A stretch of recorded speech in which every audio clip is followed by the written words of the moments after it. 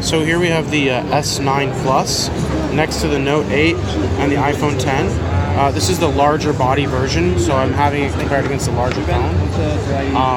Basically, if you look, the dual cameras moved. They flipped it and they moved the sensor to the bottom.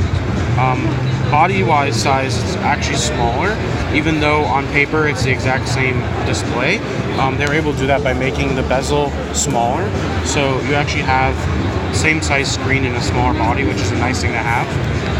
If you hold this phone, the curvature of the edge is a little bit more aggressive, so there's more tapering on the S9, so it feels a little bit more comfortable in your hand than the Note 8 does. But I kind of like the flat feel of the Note 8.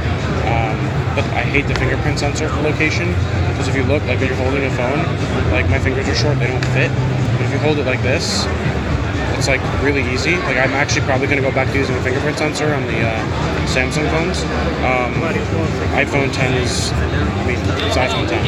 But otherwise, yeah, size-wise, that's kind of what it looks like. It's still considerably larger than an iPhone 10. But you also have, you know,